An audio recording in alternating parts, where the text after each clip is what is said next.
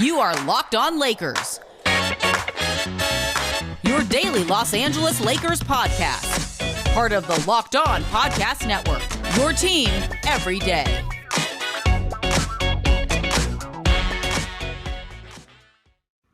Hey, everybody. Welcome to Locked On Lakers for Friday. Brian Kamenetzky and Andy Kamenetzky do want to let you know that today's episode is brought to you by Michelob Ultra. Enjoyment isn't the end game, it's the whole game. At only 2.6 carbs and 95 calories, it's only worth it if you enjoy it. There's actually a lot of stuff to cover today, some fun Lakers stuff related to Kyle Kuzma and an interview he did to promote his television show, and got into some Lakers-related issues. The NBA Finals Game 2 was Thursday night. And Andy, there's nobody that we can think of that's better to discuss all this stuff with than our friend, the friend of all Lakers Twitter. Absolutely. He is the BMOT, the big man on Twitter when it comes to Lakers Twitter. And I would even say NBA Twitter, and I would even say that even Clippers Twitter respects the game. Yes. You guys are too kind. Well, we haven't even said who you are yet, Daman. We haven't even said Daman Rangoola, at Daman R on Twitter, because not the people who are listening on the podcast can only hear you; they can't see you. So we have to say. Oh, they know Daman by voice by now. The man is a god in these spaces: Lakers social media, Lakers Twitter, Lakers podcast world. They just hear one symphonic hint of that voice, and they know exactly who we're talking with. Now you can't go to virtual malls without being mobbed, right? Like when you try to shop at virtual Forever 21 or whatever. Virtual for 21, virtual drive-throughs I can't get through, it's hard to get DoorDash orders through, Yes, I am. Yes, I want chicken wings, and yes, I am that Daman. Lakers fans, we've talked about this a lot on the show, actually, like where you put your rooting interest. Do you have one in this series? Have you adopted the Suns because they beat the Lakers? What's the deal? I do. I have a couple of very, very good friends of mine who have just, basically family friends who are big Bucks fans randomly. They're from Wisconsin. And so the Bucks have basically been my second team for some time now. Giannis is I love Giannis. I love everything about him. And so I'm excited that they finally made the finals, but it's not looking good. No, they're down 2-0 as we're recording this. Although Giannis at least did have a really good game too. Like he's going to be able. Impressed. Yeah, I don't know what Greek for finger pointing is, but he's going to be able to do a lot of that in the locker room after this game tonight, because there are a lot of dudes that he can look around and say, "Yo, like anyone want to help?" Like, his knee snapped a week ago, and he pulled what he pulled. He scored, I think, 20 some points in the third quarter, and to lose that game just feels extra deflating. Like I know that that old adage about a series doesn't start until a home team loses, but a performance like that, getting that from Giannis. I say this a lot, Dom, and I think it's really important to point out to people. The series starts at the beginning of game one. That's when the series starts. Oh, Brian, your technicalities. Yeah, no, I mean, it's like all this. No, the series has absolutely 100% started. In fact, they're done with 2 games already. It's a tough spot for Milwaukee. Yeah, we'll get back to a little more final stuff before it's done. But Thursday actually saw a little bit of fun Lakers news on a couple levels. So it came from an interview on Bleacher Report, and we'll tweet out the link. It was a write-up put together by Tyler Conway on Bleacher Report, talking to Kyle Kuzma, ostensibly about his new television show, Hanging with Kuz, which I believe was a failed pilot in 1992. I mean, that is the most sitcom sounding from when Andy and I were in high school. Oh, yeah. It starred like a Tony Danza type as like a wacky outside the box high school teacher, something like that, or like crowd goes crazy anytime a new character walks in. Yeah, or like a mentor, something like that. It's Tony Danza used to be the class clown and all that kind of stuff, and now through a crazy turn of events, Andy, he finds himself teaching at the very high school that saw him cause so much trouble. Welcome Back, Kotter.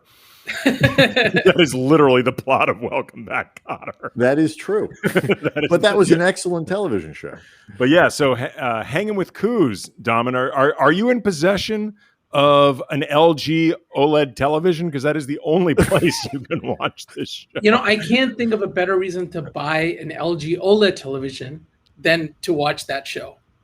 Yeah. How many people do? I mean, in all seriousness, how many people do you? Because again, you can only. It's hyper specific where you can only not just LG brand televisions, but only their OLED. I was about to call it a set. To call it sound very much. Talk about aging ourselves. Right, a television. That is the only place you can find it. How many do you think there are people who will actually go out and buy that TV because they want to watch Kuz's show? Just based off what we see on Twitter and Instagram, there are some crazy people out there. So yeah, absolutely. But yeah, maybe 20 to 25 people. Like Daman, you work. Jesus. I mean, I hope this isn't too personal to bring people in your life, but you work with data like as a job. Like, do you know? Can you focus group people to find out specifically if Kyle Kuzma's demo is LG OLED television users? Could you imagine? Could you imagine sitting in that meeting and just being like, Kuz, I know you're really excited about this, but you're looking at LG OLED. You really should be targeting the Sharp HD televisions instead. Like, just trying to have that conversation. Just saying, we've really gotten into the analytics here, and I'm telling you, you're a Sony guy. That's just where this is. But I mean, I was joking about this, and he actually talked a lot about what went on with the Lakers this year. But part of this show, it's just him hanging out like at his new house with Travis Bennett, who's nicknamed Taco, is a rapper and an actor, who I, of course, have never heard of because I've never heard of anybody anymore. And I was like, I don't know who this person is. He's like, seems like a guy who's kind of freeloading on Kuzma's fame, and he's just a hanger on and a tag along and all this stuff. And I looked him up. He's got 1.2 million Instagram followers. I got to tell you, I don't always feel old, but whenever I see something like that, where I'm like, I don't know who this person is. I don't know where to even find them. And when you get there, it's like, oh yeah, they have, 2, 3, 4, 5 million followers. And I'm just getting to the age where I just look at it. I'm like, yeah, there's a whole world of people that are rising up that I don't even know where to find or how they got famous or whatever. And at this point, I don't know what I don't know. And I just keep moving. Well, apparently Kuz has known Taco for a long time. Like, I think they were friends well before either one of them became famous. But like, in terms of aging myself with stuff like this is one of those situations, Daman, where I came to realize, yeah, I'm familiar with who this person is. I just didn't know that I was familiar because as it turns out, he's had a recurring role on the show Dave, the FX show, which I've seen a few episodes of, so I have perhaps watched him actually act on this show without actually realizing who he was. But also, he was with Tyler, the Creator, and Odd Future, and raps under the name Young Taco, who I actually have heard of. I've heard of Young Taco. Definitely, I know who Odd Future are as a group. I know who Tyler, the Creator is. So it's one of those things where it's like, through osmosis, I am aware of all of this stuff, yet have no idea what I'm aware of. Like, I'm now in that age demo. By the way, it's a really sad state of affairs that Andy still, even with that, is the hippest person out of the three of us because I had zero connection here. I was about to say almost none of those words that you just said had any meaning for me. Like, I think I know who Tyler, the Creator is. Yeah. But I absolutely 100% could be thinking of somebody else. Should I tell the Florida story? I mean, like, this is basically driving down. I'm with my wife. We're driving down the road, and I look up and I see a billboard, and I look at her and I say, "Who's Florida?"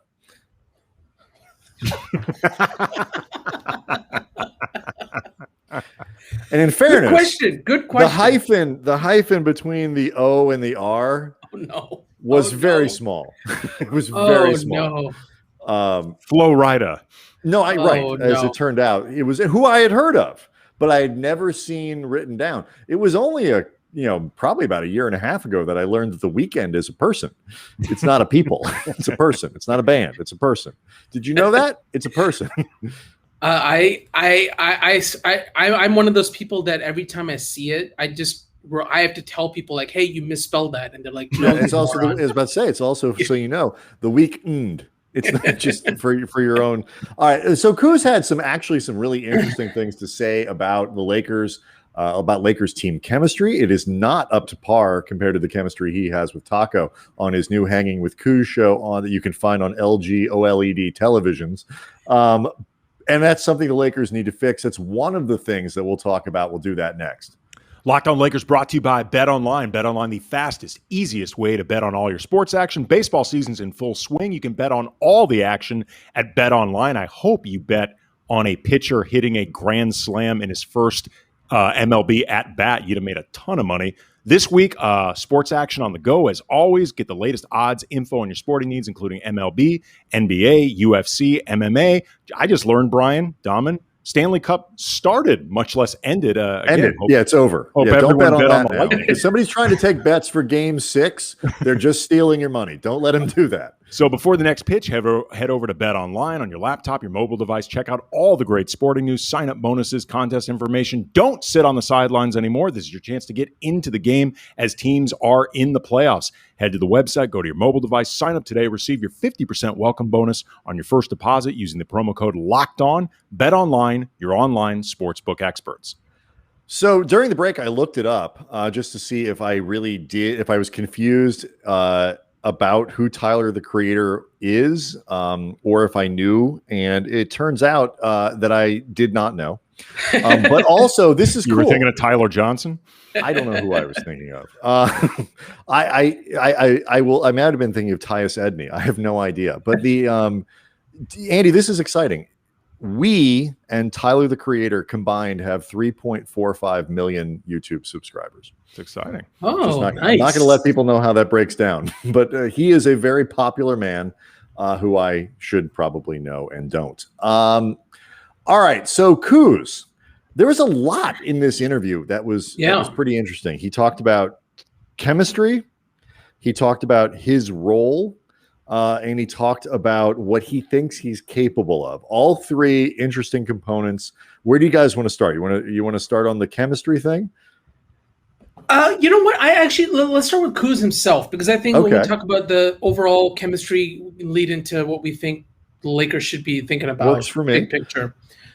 I've done a real true 180 on Kuz. I don't even know, maybe a 270 at this point, where he was a force of nature when he came into the league, and that was a time when any good news about Lakers young players was welcomed. And he was really fun to watch and all that. I despised his off the court stuff. I still kind of do. I unfollowed him on Instagram and Twitter just so I don't let that cloud my judgment too much. Are you going to refollow now that he's doing Hanging with Kuz? You know what? I might be buying an OLED TV actually. Which I think he'd appreciate that more than the follow, to be honest with you. That is true. And so I actually have come to appreciate this last season, especially the fact that I truly believe that he thinks he's an all-star caliber player. I truly believe that he thinks he can average 25. That was one of the quotes, just to catch people up. He says in this interview, I think I'm a guy who can score 25 points a game. If given that role, I can be an all-star. I mean, these are literally things that he says. Yeah. I know myself. I know my ability. And he says the reason that he hasn't been able to do it is the inconsistency of his role. And I half agree with him there. Well, and the thing is, the fact that he feels that way and he still was able to really make himself into a good role player. Mm-hmm. His rebounding, his defending, his attention to those kinds of details really elevated, especially the last kind of year and a half, starting from the bubble and all that. And I really appreciate that. In a way that I really didn't appreciate his game prior. The issue is when he has been asked, and I think part of this might be on the coaching staff as well, taking a lot of his freewheeling stuff that he can't do when he's playing with LeBron James, Anthony Davis, and guys like him, where they stripped out so much of it that he didn't have the ability to, elevate back to that kind of original, when he came into the league, free-flowing, more aggressive, looking for his own scoring. when Anthony Davis or LeBron James weren't in the lineup. And I find that very understandable. That being said, it's time to kind of find that balance. Yeah. I mean, I think what's interesting, Andy, is like we've talked about this a lot. His role has bounced all over the place. Yeah. It's different, not even just season to season. It's different night to night, month to month, whatever it might be. And so you divide that thing up. Like, is he best served by constantly changing what he's being asked to do?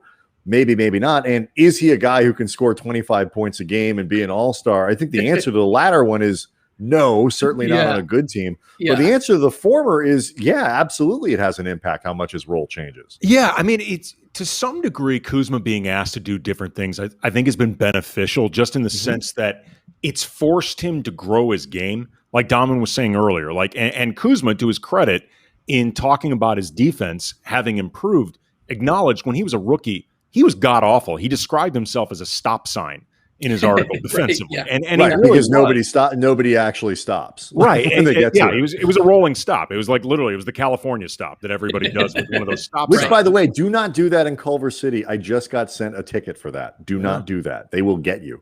Well, it's like when Kuzma does it. It's on camera. Everybody's got the cameras. Exactly. It's recorded. It's part of your permanent record. But, and in the beginning, I think it wasn't so much with Kuzma a lack of effort. It was literally a lack of understanding. Like he looked lost out there. It wasn't that he wouldn't play hard.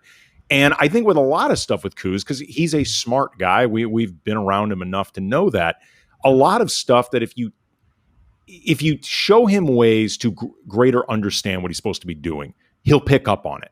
Mm-hmm. And I think that part of it with inconsistencies in his role has been helpful, but there needs to be more consistency, I think, in what's being asked of him, even as he grows his game. And to whatever degree you think Kuzma has been held back as a player, like as a fully rounded player who can do all of these different things at once, which I think is really the next step with Kuzma that may or may not happen. I do think, Dom, the inconsistency in his role and never being able to just do the same thing a few years in a row as a multifaceted player has gotten in the way of it. I agree. And I think it's like the role. Sometimes he's starting depending on injuries. Sometimes he's the first guy off the bench. Sometimes he's the second or third guy off the bench. Sometimes he's playing this many minutes or that many minutes. And I think that is more fair to expect like a veteran player who's been in the league for 10 years, who can kind of adjust. Like we looked at players in the bubble, especially looked at how the big man rotation panned out with Dwight Howard, totally in and out of the lineup, big part of the series, not in the series at all. And I think that's more fair to expect a veteran to handle that better than what Kuz has been able to do so far. And the part that I think becomes fascinating with this too is, we did a show earlier this week where we looked a lot at like, what exactly do the Lakers have to trade? And it's not a ton. It's not like stuff that gets you Bradley Beal, but so much of what the answer to, well, what could they get in a trade is dependent on what do you think Kyle Kuzma is, you being GM of the other 29 teams. Like, because if you agree with Kuzma that there's a 25 point a night scorer in there and all that stuff, well, at $13 million or whatever the Lakers are paying him for the next couple of years, like, that'll fetch you a lot. You're going to pay a guy like that. That's a great deal for that team. If you think he is more what he is with the Lakers, still has value, but it's hard to get a player who's significantly better for Kuz. If only Vlade Divac was still GM in Sacramento. Are we still in a place where we can just rely on the Kings to do monumentally stupid things? Very good point. The management hasn't had a chance to prove themselves one way or the other. Well, I think Bagley's really unhappy. We may start seeing exactly how they handle this stuff because he ain't pleased with what's going on in Sacto. I mean, what's also though I think really interesting, Dominic, and pretty revealing is regardless of what the three of us may think, individually Kuzma is capable of doing, the player that he still could potentially become, or if this is who he is, the way he sees himself is interesting because, it speaks to whatever satisfaction that he may have with the Lakers right now. Like last year, or 2 seasons ago, I should say, the year they won the championship, it was pretty clear that Kuz was playing the good soldier role. Like he would, in so many words, admit, yeah, I don't love what I'm being asked to do, but I recognize the bigger picture and I am willing to sacrifice to make this happen. I think I could be doing a hell of a lot more, but if this is what they want, whatever. And I think the Lakers recognize that, and that's why they gave him that contract, which I think, helps ease his mind moving forward. Yeah, it was. I think it was very liberating that he could tell, okay, I'm gonna get paid. I think he got paid about as well as he could have been expected to. But I know, Daman, I don't know about you, but Brian and I were both surprised he got that extension. I was not expecting it. I didn't expect them to come to a deal. Like I thought that there was going to be a stalemate, just like kind of what happened with Schroeder when they were trying to come to an extension agreement. That's what I expected. Again, it comes back to, it's so weird. I'm in a position where I'm just like, I'm kind of on Kuz's side on a lot of this stuff. I think the fact that he thought he was an all-star caliber player, and he can get a lot of points if he was in a different situation, and he still accepted a deal with the Lakers that, if he went to the open market, maybe he'd get a similar deal, but in a situation where he get more shots or something. His arrival in the league, though, he was treated like a star in the making. Yeah, that's weird. By the way, that was weird, right? Well, look, and I think would you guys agree? I'm not going to cut you off, Andy, but would you agree that ultimately did him a disservice?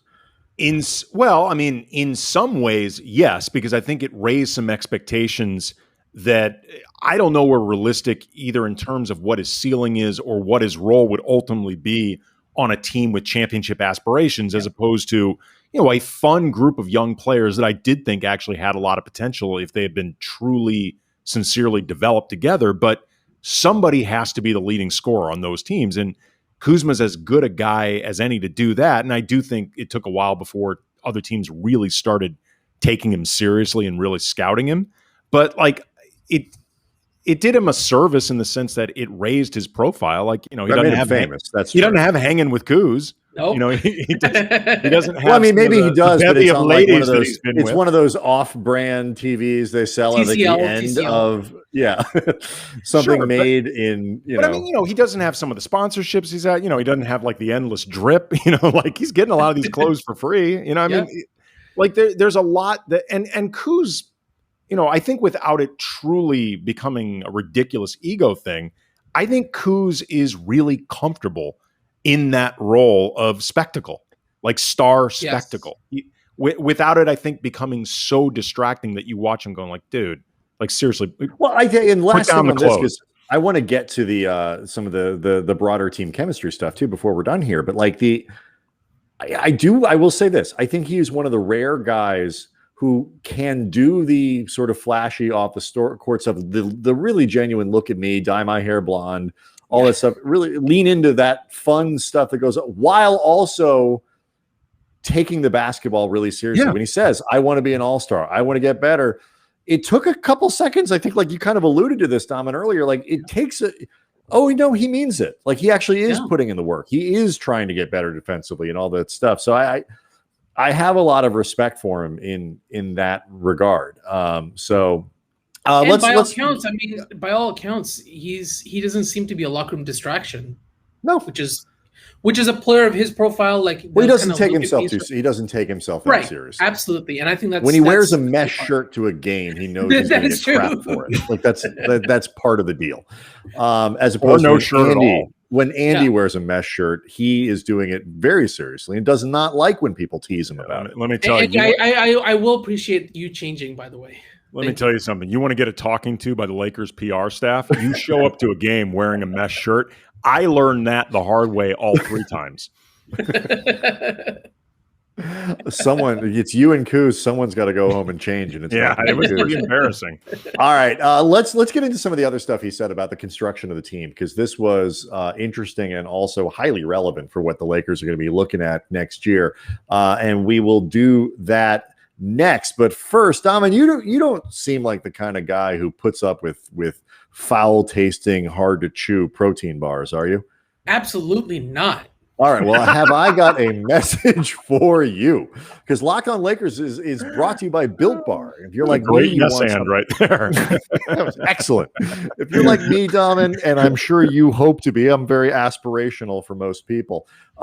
You need a bar. You're running around, you're doing things, you're trying to stay healthy. You need a bar that's healthy, that tastes good, that's high in protein, but low in sugar, low in calories. That's Built Bar. And the improved Built Bar, it's even more delicious than before. You probably heard about how delicious it was, Daman. It's more delicious now. So recalibrate.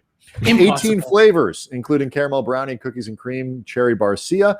Built Bar also calms your sweet tooth because even without all the sugar, it's made out of 100% real chocolate coating the top there. It's soft. It's easy to chew. It's delicious. You got a pen?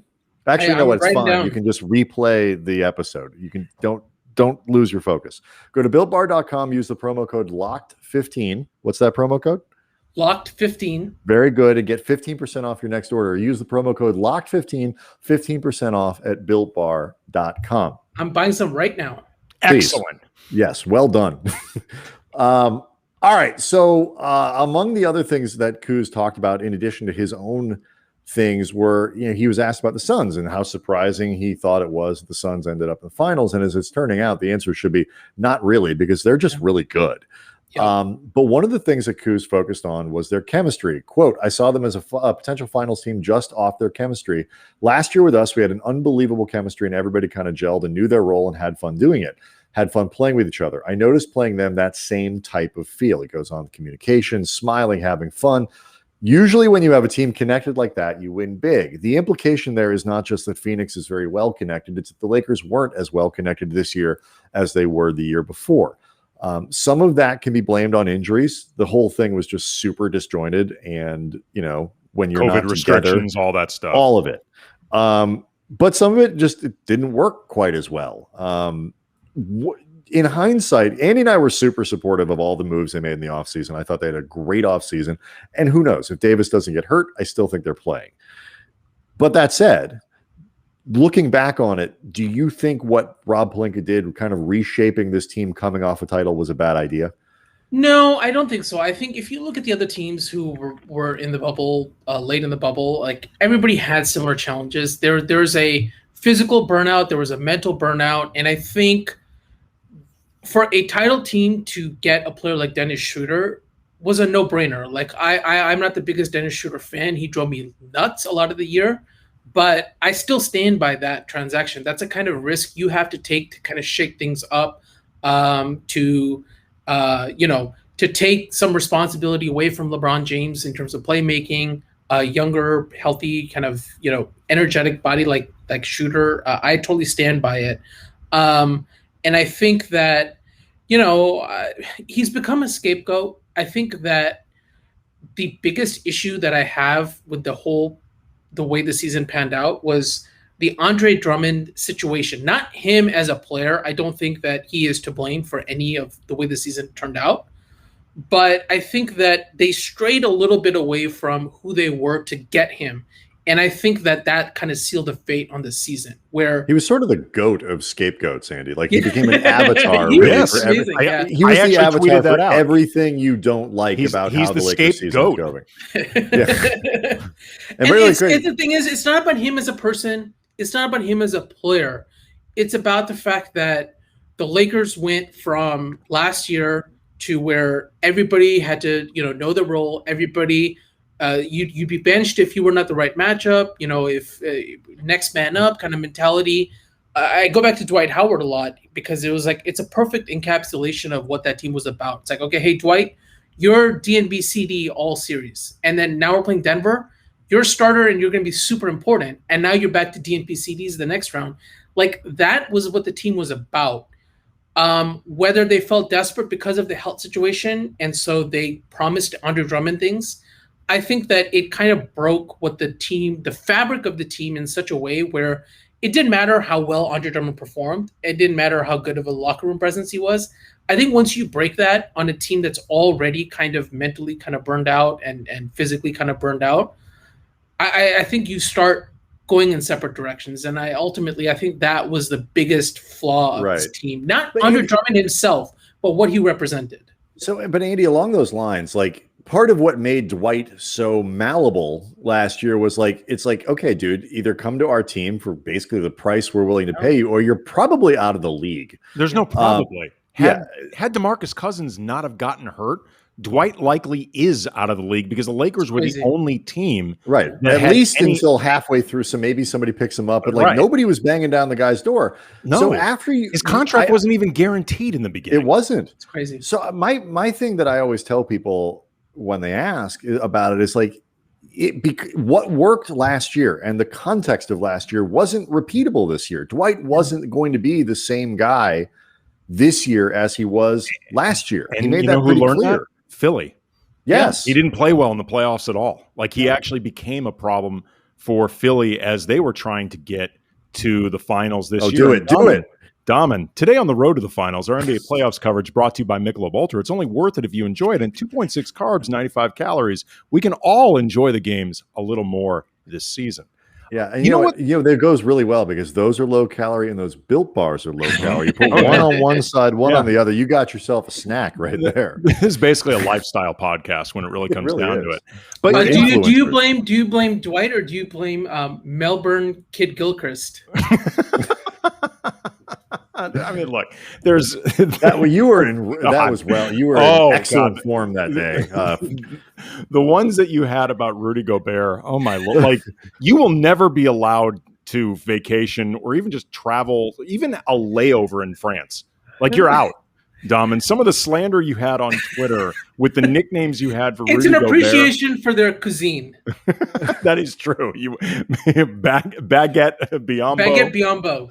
That's my favorite of all of them. Yeah, that is my favorite. But you know, it's funny, Daman. Like I had never thought about this before until we were just talking about this in terms of, you know, the locker room dynamics. And it's I preface all of this by saying it's hard to be sure about any of this year when you're covering the team virtually and you know, you're not in the locker room. You're not even able to get some sense of how guys seem to be interacting with each other.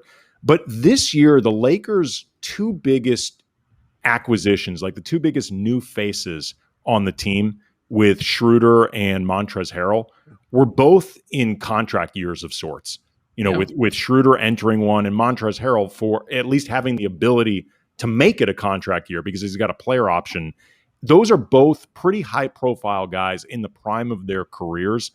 Having both of those guys with potential cross purposes in this particular environment being as disjointed as it was, you know, and Schroeder began the season saying, I want to start. This is important to me, you know, calling his shot from the beginning and kind of, you know, grabbing the Lakers a bit by the balls in that sense because there wasn't really, you know, they had to try to play the politics of this.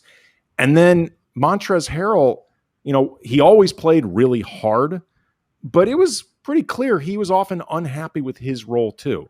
And those are two pretty big kind of mercurial personalities in the same locker room, the same situation.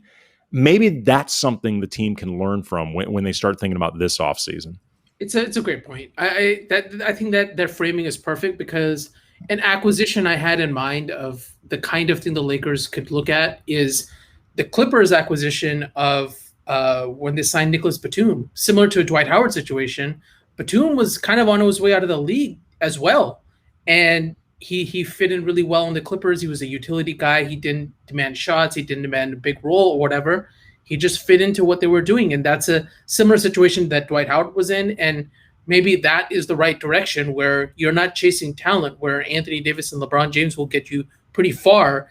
After that, it's about finding the right people who fit in, not just on the court, but just like off the court, contextual, their motivation. Like there's a big reason I want Wesley Matthews back because he might be his last chance at a ring. And I think he will be back. Right. And I'd love that. And so, but I'm not as enthusiastic about Harrell back or, you know, I understand the asset reasons to bring Schroeder back, but I'm not as excited, but I'm more excited about to see what Wes Matthews will do. Yeah. It's funny because like, first of all, you mentioned at the top of the show that you've got this early loss has made you very introspective. You just said nice things about the Clippers. So Listen, clearly it's been dark, man. It's been dark. It's taken you to some, been dark, tough places. I think the logic of why they wanted Schroeder and why they wanted Harrell made tons of sense to make the lives easier for LeBron and AD and all that stuff. And they really do need a score. Like, people have asked us, would you rather have like DeRozan or Schroeder, or like and the answer to me is DeRozan, because he's a better player and he can facilitate and he can do all that stuff. Like, you still want a guy who can take some of that scoring load, but at the same time, I think what you're talking about,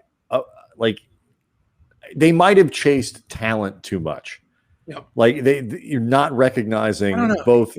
I'm just saying, like, not recognizing that that you get all the talent you need from those guys, and it's really the skill sets. Hero specifically might have been a little bit of a front office heat check, where they kind of put Dwight to the side. They're like, "Hey, we'll get back to you. We got this cool Hero situation that we can pull from the Clippers." Because that was not something anybody. That was like, wait, what? They did what with Montrezl Harrell? Like, are you kidding?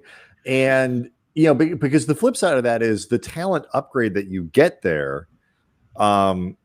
Probably, didn't matter once one of the big guys got hurt. That said, we didn't get to see what it actually looked like. Have you had the talent upgrade and the healthy stars? And like, I think if Anthony Davis doesn't get hurt, do they win that series? What do you think, Daman? I think so. I say that with all due respect to the Suns. I'm super impressed by them, and I think that to assume that it would have been like a 4-1 knockoff, I don't think so. I think the Suns would have given them a long series. But I do think that ultimately a healthy Anthony Davis would have been the difference maker. And it's frustrating to watch it pan out, but credit to the Suns. They beat the team in front of them. Yeah, it's a fun story. And as Andy and I have told people many times, it's basically like rooting for the Lakers. Former Laker Chris Paul, former Lakers head coach Monty Williams. They wear future purple. Laker Devin Booker. Aaron Climate, yes, who is basically like the new version of Kobe, right? Absolutely. That's been enjoyable. I do see elements of Kobe in his game. Yeah, it's fun. He's really good.